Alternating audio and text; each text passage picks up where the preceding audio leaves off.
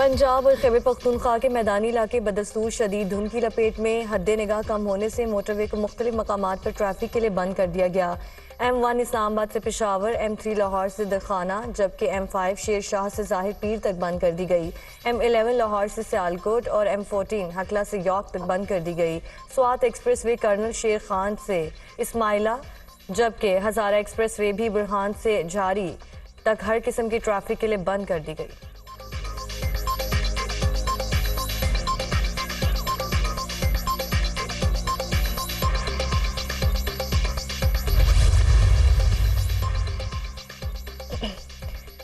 आम इंतखाबात में तहरीक इंसाफ को लेवल प्लेइंग फील्ड फराहम न करने पर तौहीन अदालत केस।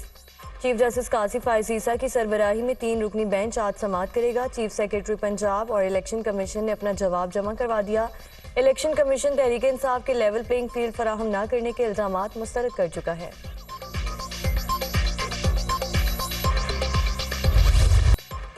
9 मई के वाकयात के बाद बहुत से लोग रूपोश हैं। जब तक कानून के सामने सरेंडर नहीं करेंगे, उनकी सियासी सरगर्मियों में कानूनी रुकावटें सामने आएंगी। इंतखाबात के बाद किसी की भी हुकूमत बने, हमें ट्रांसफर करना है। हमारे पास ट्रांसफर के अलावा कोई ऑप्शन मौजूद नहीं है। इक़्तिदार किस पार्टी को मिलना है, ये फैसला आवाम करेंगे। हो सकता है फौजी ट्रायल के नतायज आने वाली हुकूमत के दौरानिये में सामने आए। 9 मई वाकयात की सजा पूरी पार्टी को नहीं, सिर्फ जिम्मेदारों को मिलनी चाहिए। निगरान वज़ीर आज़म का इंटरव्यू, क्या बानी PTI 9 मई में मुलव्वस हैं? अनवारुल हक काकर से सवाल, मेरे पास अभी भी ऐसी मालूमात नहीं कि कोई राय कायम कर सकूं, ये एक अदालती अमल है। निगरान वज़ीर आज़म का जवाब।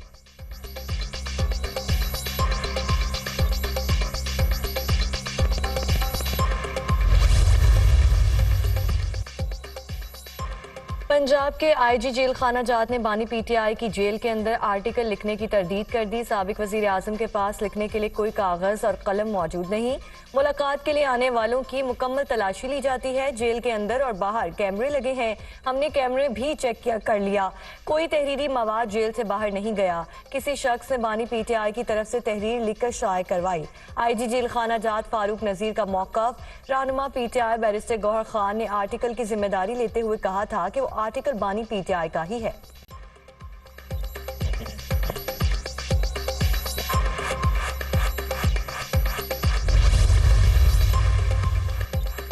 नून लीग के पंजाब में टिकट्स की तकसीम एक बार फिर इल्तवा का शिकार। कंफ्यूजन बरकरार। IPP से सीट एडजस्टमेंट के मामलात पर नून लीगी ओहदेदारों की मुखालिफत। सीट एडजस्टमेंट का मामला तातुल का शिकार। नून लीगी क़यादत की जानिब से टिकट से मुतालिक कई हलकों में मुतादिद तब्दीलियां। उम्मीदवारों का हतमी ऐलान मुलतवी कर दिया गया। आइंदा 3 रोज में फैसले होंगे। IPP के साथ जल्द मामला तय पा जाएंगे। लाहौर में सीट एडजस्टमेंट का मामला ज़ेरे गौर है, नून लीगी ज़राए का दावा।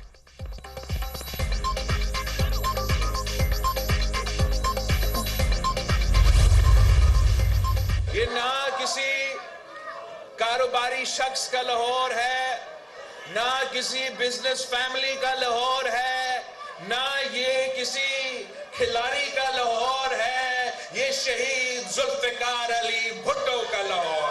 ये कहते हैं कि हम क्यों आए हैं, हम पूछते हैं कि वो क्यों आए थे। हमें ना पटवारियों का जरूरत है, ना किसी और का जरूरत है। मैं सिर्फ और सिर्फ आपका साथ चाहता हूं। लाहौर किसी बिजनेसमैन का है न खिलाड़ी का, ये जुल्फिकार अली भुट्टो का शहर है। अपने शहर लाहौर से इलेक्शन लड़ रहा हूँ।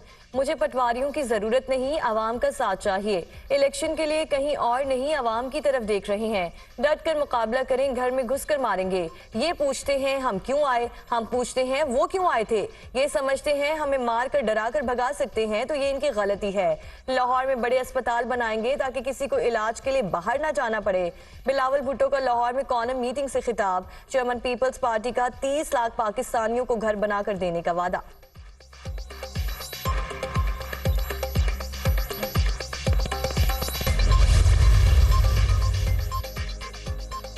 मुतादिद सियासी रहनुमाओं की आसिफ अली जरदारी से मुलाकात। पीपल्स पार्टी में शमूलियत का ऐलान। इलेक्शन हर सूरत 8 फरवरी को होने चाहिए।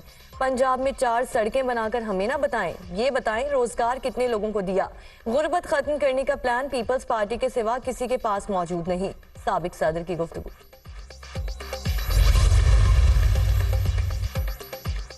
निगरान वज़ीर आज़म अनवारुल्लाह काकड़ ने वफाकी काबीना का इजलास 10 जनवरी को तलब कर लिया। इजलास में मुल्क की मुआशी सूरत हाल और IMF के साथ माहिदे पर पेशरफ्त पर ब्रीफिंग दी जाएगी। इजलास में सरमायाकारी के फरोग से मुतालिक अहम फैसलों की मंजूरी भी दी जाएगी।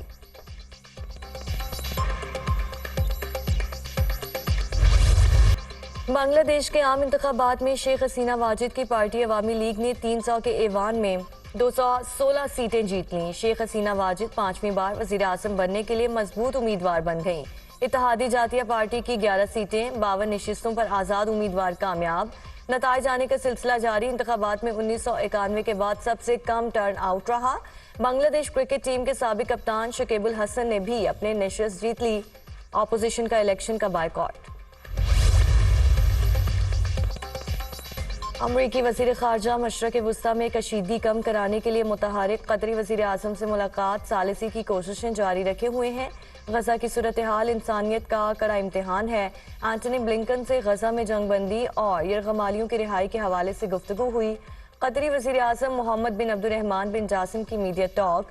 अमरीका नहीं चाहता कि मासूम और निहत्ते शहरियों को निशाना बनाया जाए।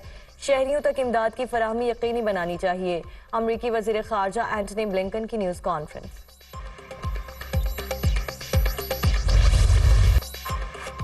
इसराइल के अहले गजा पर दिन रात हमले। 24 घंटों में 113 फ़लस्तीनी शहीद, 250 से ज़ायद जख्मी हो गए। खान यूनिस में बमबारी से मजीद शहादतों का खदशा। अस्पतालों में बिजली बंद होने के बायस डॉक्टर अंधेरे में मरीजों का इलाज करने पर मजबूर। हमास इसराइल जंग में शोहदा की मजमूई तादाद 22,835 हो गई, 58,000 से ज़ायद जख्मी। इसराइली फौज की बमबारी में अरब टीवी के सहाफ़ी का बेटा भी शहीद हो गया। वाइल दाऊद की अहलिया, छोटा बेटा और पोता भी इसराइली फौज की बमबारी में अक्टूबर में शहीद हो गए थे। वाइल दाऊद बेटे की नमाज जनाजा अदा करने के फौरी बाद खान यूनिस में रिपोर्टिंग के लिए पहुंच गए।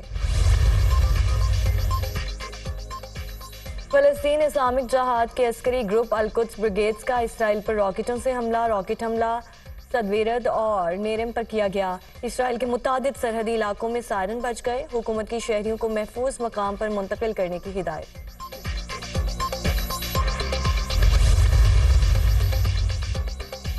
हिजबुल्लाह का इसराइली फौजी अड्डे पर रॉकेट हमला। माउंट मेरॉन बेस को खंडर में बदल दिया। हिजबुल्लाह के टैंक, शिकन, मिसाइलों और रॉकेटों ने फौजी अड्डे का रडार सिस्टम भी तबाह कर दिया। इसराइली फौज ने बड़े पैमाने पर तबाही का एतराफ कर लिया।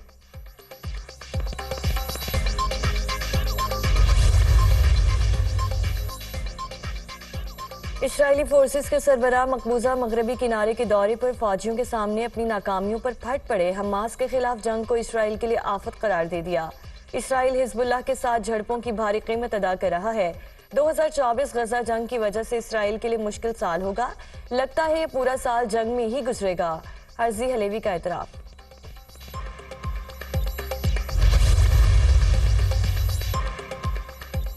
इसराइली वज़ीर आज़म हठधर्मी पर कायम। जंगी काबीना के इजलास में हिजबुल्लाह को भी धमकी दे दी। हिजबुल्लाह को हमास से सबक हासिल करना चाहिए।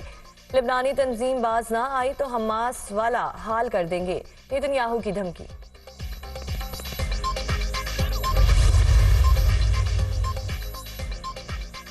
माहौल की बेहतरी के लिए इंतखाबात मुलतवी हो जाएं तो आसमान नहीं गिर पड़ेगा। सेनेट की करारदाद हमारे मौक़िफ़ की तायीद है। बलोचिस्तान और खैबर पख्तूनख्वा में इंतखाबात का माहौल नहीं, हम जलसों में नहीं जा सकते। हालात की संगीनी का इदराक किया जाए, माहौल को इस काबिल बनाया जाए कि हम वोटर के पास जा सकें। इंतखाबात मुसल्लत किए गए तो हम हिस्सा लेंगे, इलेक्शन से भागने वाले नहीं। अमीर जमात उलमा इस्लाम मौलाना फजल रहमान का इंटरव्यू।